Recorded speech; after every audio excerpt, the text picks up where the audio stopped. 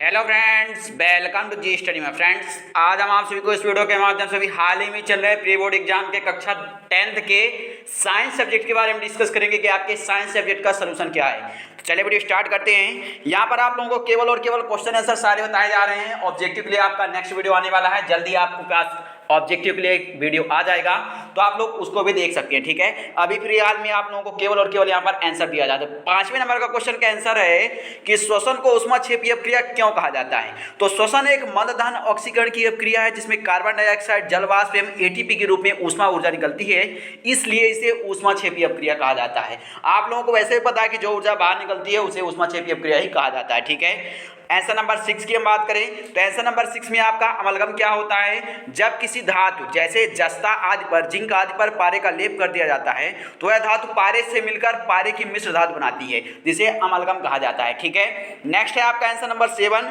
कि न्यूलैंड का अष्टक नियम क्या है। तो यदि तत्वों को उनके बढ़ते परमाणु द्रव्यमान के क्रम में व्यवस्थित किया जाए तो हर 8वां तत्व समान गुण रखता है। ठीक है, जैसे इसमें था आपका सारे गामा पाधा निशा। ठीक, नेक्स्ट है आपका आंसर नंबर 8 नंबर की हम बात करते हैं। ध्वनि और शिरा में अंतर लिखना था आप लोग अपना क्वेश्चन पेपर देखते जाइएगा, क्योंकि अथवा वगैरह इसमें नहीं है। आप लोगों को यहाँ पर डायरेक्ट और केवल आंसर नंबर दिया जा रहा है। ठीक है, तो आंसर नंबर 8 का आंसर है ध्वनि और शिरा में अंतर। तो ध्वनि में है कि इसकी दीवारें मोटी मांसल तथा इलास्टिक होती हैं और इसकी दीवारें पतली तथा बिना लचक वाली होती हैं। इसमें ल्यूमेन संकीर्ण होता है, इसमें ल्यूमेन चौड़ा होता है। यह हृदय से रक्त लेकर उसका संबंध संपूर्ण शरीर को करती है और यह संपूर्ण शरीर से रक्त को लेकर हृदय में एकत्रित करती है। इसमें कपाट नहीं पाए जाते, इसमें कपाट पाए जाते हैं। ठीक है, नेक्स्ट है आपका आंसर नंबर 9 की हम बात करें कि पर परागण से आप क्या समझते हैं। ठीक है, तो पर परागण जब एक पुष्प के परागकोश से परागकण दूसरे पुष्प की वतिकाग्र तक किसी भी माध्यम की सहायता से पहुंचते हैं तो परागण की यह क्रिया क्या कहलाती है, पर परागण कहलाती है। ठीक है, नेक्स्ट है आपका आंसर नंबर 10 कि मेंडल की प्रभाविता का नियम क्या है। तो मेंडल की प्रभाविता का नियम, इस नियम के अनुसार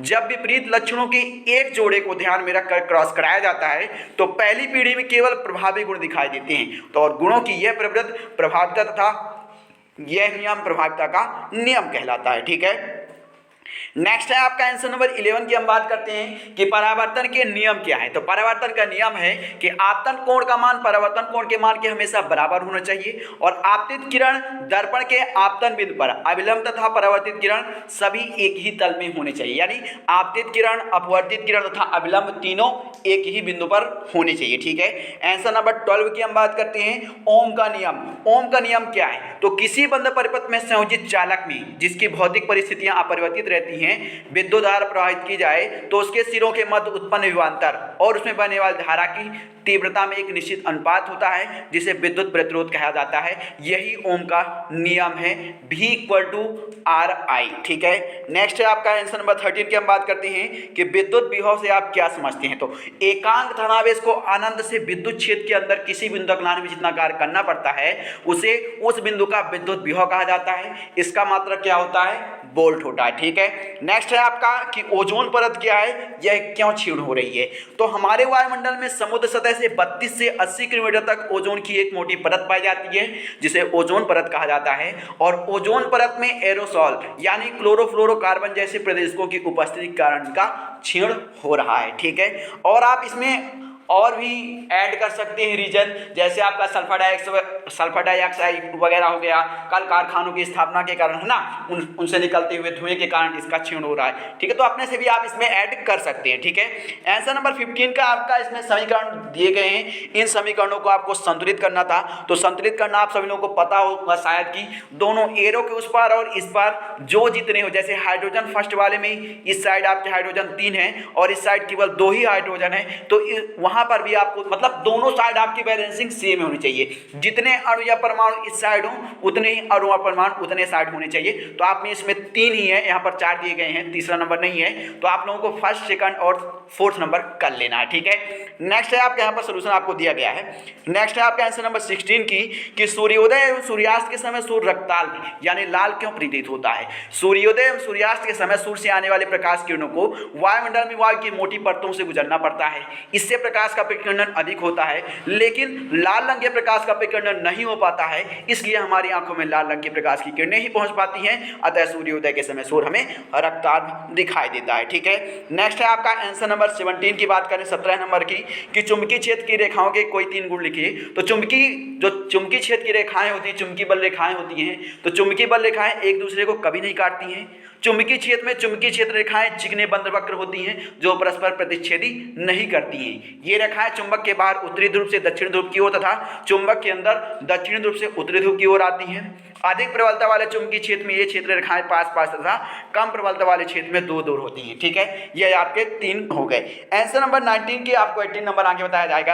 आंसर नंबर 19 की हम बात करें कि विरंजक चूर्ण का रासायनिक नाम, सूत्र एवं 2 उपयोग लिखना है। ठीक है, तो विरंजक चूर्ण का नाम क्या है? कैल्शियम ऑक्सीक्लोराइड, इसका फॉर्मूला होता है CaOCl2, और विरंजक चूर्ण के 2 उपयोग है, कागज एवं कपड़ों के विरंजन में और कीटाणुनाशन के रूप में। ठीक है, धोने का सोडा जो है, आप लोगों को धोने के सोडा का उपयोग यहाँ पर पूछा गया है, तो इसका उपयोग है, इसका उपयोग कांच, साबुन एवं कागज दोनों में होता है। इसका उपयोग घरों में साफ सफाई यानी कपड़े धोने का सोडा यानी निरमा के बारे में, या आप लोग कपड़े जिससे धुलते हैं उसके बारे में आपका उपयोग खुद से भी लिख सकते हैं। ठीक है, नेक्स्ट है आपका भूतापीय ऊर्जा। आंसर नंबर 18 जो छूट गया था, भूतापीय ऊर्जा।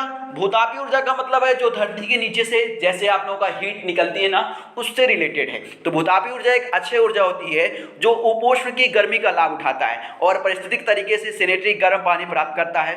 यद्यपि यह अच्छे ऊर्जा स्रोतों में से एक है, कम जाना जाता है। इसके प्रभाव प्रकृति में प्रशंसा करने के लिए शानदार है। जो भी आप यहाँ पर लिख लेंगे, ठीक है, और इसमें आप लोगों को जो उपयोग है, एक इसमें उपयोग भी पूछा गया है, तो उपयोग आपको सबसे लास्ट में दिया जाएगा। ठीक है, नेक्स्ट है आपका आंसर नंबर 20 का। तो आंसर नंबर 20 में आप लोगों का मेथेन है, एथेन है, एथीन है, एथाइन है और बेंजीन है। लेकिन आप लोगों के क्वेश्चन पेपर में जो आया हुआ है, तो क्वेश्चन पेपर में आप लोगों के मेथेन आया हुआ है। मेथेन का आप लोगों का फॉर्मूला यहाँ पर दिया गया है CH4। तो आप लोगों को यदि इसमें कोई डाउट होगा तो बता दीजिएगा, CH4 है। ठीक है, एथेन का आपका फार्मूला होता है C2H6 और प्रोपेन का होता है आपका C3H8। जो आपका दिया गया है वो हम बता रहे हैं, C3H8। ब्यूटेन का होता है आपका C4H10 और एथीन का जो होता है C2H4 होता है। ठीक है, ये आपके सभी क्लियर हो गए होंगे।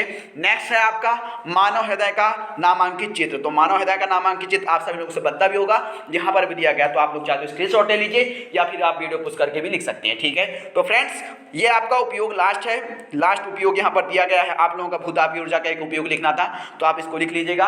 यहीं पर आप लोगों का वीडियो फिनिश होता है। सारे क्वेश्चनों के आंसर हमने आपको दिया है, केवल और केवल ऑब्जेक्टिव को छोड़कर। ऑब्जेक्टिव का जल्द ही आपके सामने नया वीडियो आने वाला है, तो चैनल को सब्सक्राइब जरूर कर लीजिएगा, जिससे आपको पल पल की अपडेट मिलती रहे। और यदि आप चैनल पर नए हैं और अपने सारे दोस्तों के साथ भी शेयर करिएगा, जिससे उन्हें भी ये जानकारी मिले। और यदि आप इसकी PDF चाहते हैं तो आप हमारे टेलीग्राम ग्रुप से जुड़ जाइएगा, वहां पर आपको इसकी PDF मिल जाएगी। ठीक है, तो मिलते हैं नेक्स्ट वीडियो में, तब तक के लिए जय हिंद, जय भारत, वंदे मातरम।